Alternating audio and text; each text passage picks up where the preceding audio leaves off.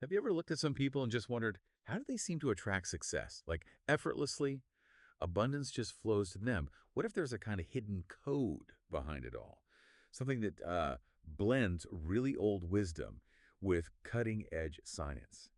Well, welcome to our deep dive today. We're digging into the quantum wealth code. It's this really intriguing idea about how your mind might just be your most powerful tool for, well, manifesting abundance. We're drawing heavily from Hector Jesus Aranchibia's work, Quantum Wealth Code, Manifest Abundance with Your Mind.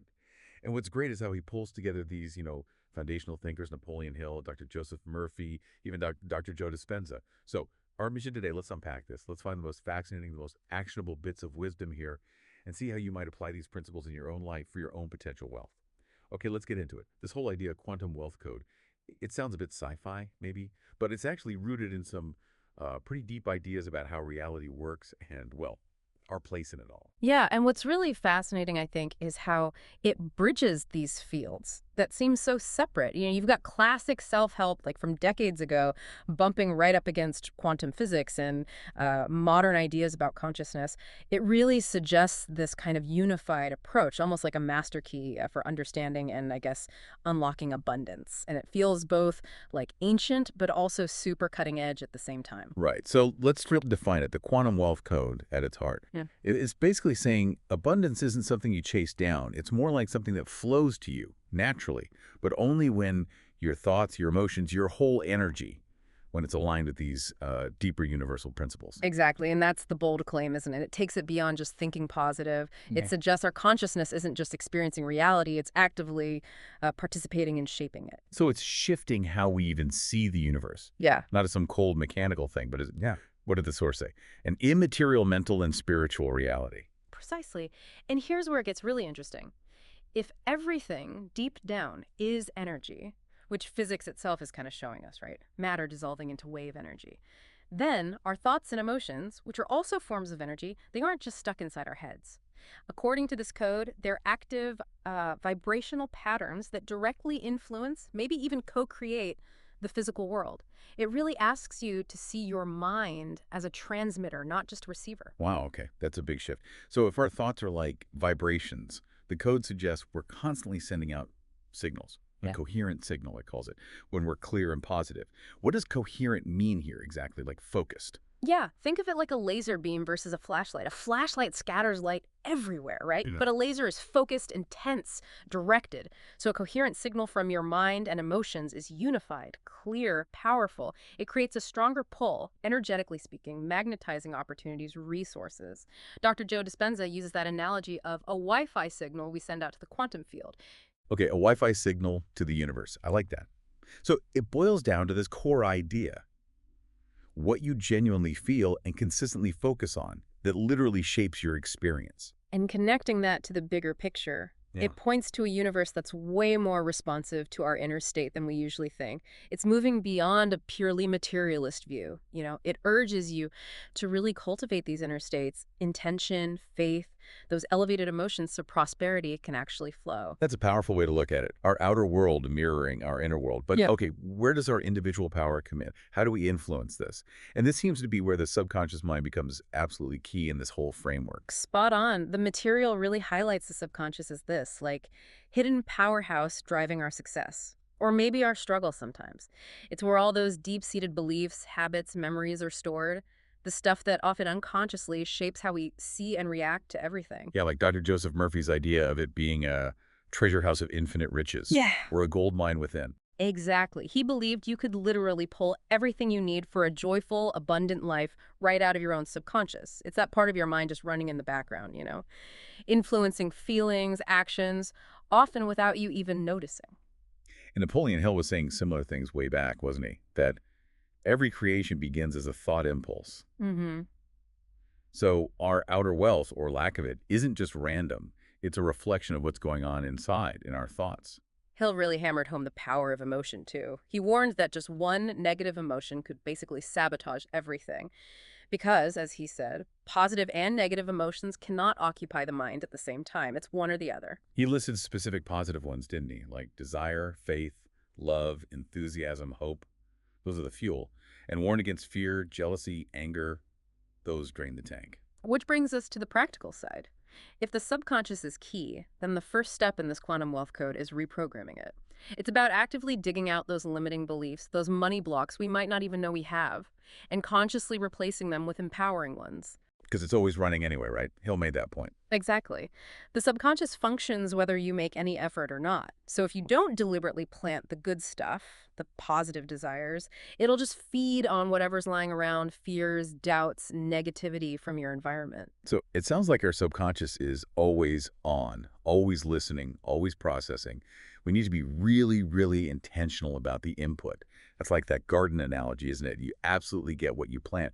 What really strikes you about how powerful this inner gold mine is? Well, it really puts the responsibility back on us, doesn't it, for managing our own inner landscape. Understanding it as this constantly operating system, it just highlights how crucial, consistent, positive mental food is for our outer results. And when we talk tools, things like affirmations and visualization come up. Powerful ways to impress what you want onto the subconscious, like repeating, I am a deserving, prosperous person, and really feeling it. Yeah, and there's actual research behind that. Yeah, studies show that writing or saying self-affirmations consistently can lead to healthier choices, a stronger self-image. Even physical changes in the brain areas linked to self-worth. So you're literally like rewiring your brain to expect wealth, to allow it in. The key seems to be feeding the subconscious with what Hill called emotionalized desires. That's belief, like real faith, mixed with strong positive feeling. That combo is the key which unlocks the door, as Murphy put it. Okay, so we have this inner engine, the subconscious. But how does thinking and feeling actually, change things out there? This is where the quantum part really comes into play, giving it a different kind of explanation. Right. Modern physics tells us that at the quantum level, solid stuff isn't so solid. It dissolves into energy waves. Atoms look more like waves than tiny balls when you get down to it. It's mind-bending. Physical matter arises from non-physical wave energy. So everything we see comes from this underlying field of Potential. energy. Exactly. An underlying quantum field of infinite potential. Now, it's important to say the quantum wealth code uses these physics concepts more as powerful metaphors for consciousness. It's a framework, not necessarily hard lab science proving manifestation directly. But within this framework, ideas like vibration and frequency become metaphors for attraction. Like one source said, our thoughts are electric, our emotions are magnetic. Together, they create an electromagnetic field around you. Electric thoughts, magnetic emotions. Creating a field. Okay. Think about it. Your brain activity is electrical. Your heart generates a powerful magnetic field through emotions. This code suggests that this combined field, your unique energy signature, is constantly interacting with that quantum field of potential. So your current reality is basically mirroring the energy pattern you're broadcasting right now. Whoa. So change the broadcast, change the reality. That's the core idea. By consciously shifting your thoughts and feelings to higher vibrations, joy, gratitude, confidence, you alter your signal. And if you alter the signal, you start attracting a different reality from that field. The law of attraction, in this view, isn't mystical woo-woo. It's described almost like a natural law. Change your electromagnetic field, attract a new reality. That's a game changer if you really lean into it. Dr. Joe Dispenza talks about creation happening in the quantum field, right? This realm beyond space and time where thoughts become things. He does. He explains that by quieting the analytical mind, shifting your focus to energy and possibility, and then combining clear intention, the mental electrical part, with elevated emotion, the heart's magnetic part, Yeah. you effectively signal that field. Is there a quote on that? It sounds powerful. Yeah, he says something like, by consciously and intentionally creating a new potential reality with your mind and brain, you are sending a signal out into the quantum field. By embracing the elevated emotions of your future creation before the experience happens, your heart will produce a strong magnetic field that will draw your future to you. Wow. So it's not just thinking it, it's feeling it before it happens. Yeah. Sending out that combined frequency. It really is like our own personal quantum internet, just broadcasting constantly. And what's compelling is how it offers this, science-adjacent metaphor for our inner power. It suggests our emotional state isn't just about feeling good, it's about actively shaping reality by changing our energetic signal. So when your thoughts and feelings vibrate at the frequency of what you want, the quantum field supposedly answers. It arranges things, coincidences, opportunities, synchronicities that look almost magical, new prospects just coming to you. It implies we're not just passive observers, we're active co-creators. Okay, theory's mind-blowing. But how do we actually do it? What's the how-to? Seems like it all circles back to the law of attraction, or LOA, like attracts like. Pretty much. That's the heart of the quantum wealth code. It Yeah. means setting really clear intentions, the what you want, but then backing it up with unwavering belief and genuine positive feeling. That's the crucial how. Ashley Malillo sums it up nicely. Manifestation is the idea that we're capable of creating our reality through our thoughts and feelings. It's also known as the law of attraction. And the classic formula is ask, believe, receive, right? Yeah. Ask. Get super specific about your goal. Believe. Hold the faith. Expect it. Feel like it's already yours. Receive. Stay open. Pay attention. Let it come in, often in unexpected ways. And Napoleon Hill was basically teaching LOA principles way before it was trendy, wasn't he? Making desires definite, writing them down, feeding them to the subconscious. Absolutely. He stressed making desires clear and reduced them to writing. Plus that burning desire he always talked about and just relentless persistence. It's all very aligned. And that feeling as if part seems critical in LOA. How does that work practically? There is a simple 4-step guide often mentioned. 1, be specific. Define clear, measurable goals. 2, feel it now. Generate the joy, gratitude, relief you would feel if you already had it. 3, maintain that feeling. Stay in their elevated state as much as possible. 4, wait for the surprise. Let go of how it has to happen. Just trust it will. And underlying all that is belief. The universe responds not to what we want, but to who we are being. What does that mean? It means you have to genuinely embody the state of abundance before it fully manifests. You have to be the confident, generous, grateful person who already has what you desire. It's an internal shift first. Okay, but this isn't just passive wishing, is it? That feels like a common misconception. Definitely not. And this framework is clear on that. Hill himself said faith without action is just daydreaming, but action without faith is labor lost. So you have to act in harmony with your goals. Make plans, take steps, do the work while maintaining that inner alignment, that positive expectancy. It's a balance then, inner work and outer effort. Exactly. It's symbiotic. Your actions amplify the energetic signal you're sending. They demonstrate you truly are being that person who attracts that reality. It's also about catching those negative thoughts, right? The I'm not worthy or that'll never happen for me. Because those thoughts feed the subconscious the opposite instruction, like canceling your own order. Precisely. So LOA is like the spiritual engine, maybe, but consistent action, applying for the job, networking, building skills, that's the fuel in the wheels getting you there. Okay, so it's definitely not just sitting on the couch visualizing $1 million. Phew! You got to meet the universe halfway, but you do have to show up for the meeting. Well put. So let's talk specific tools people can use daily to cultivate this state. Vision boards are a popular one. Ah, yes, the collage of dream stuff. How do they actually work, according to this? Well, partly they activate your brain's focus. Visualization itself is shown to improve performance because it primes the brain for the actual actions. But more interestingly, they engage something called the reticular activating system, the RAS. Your RAS is like your brain's filter for what's important. Buy a red car, suddenly you see red cars everywhere, right? Your RAS is looking for them.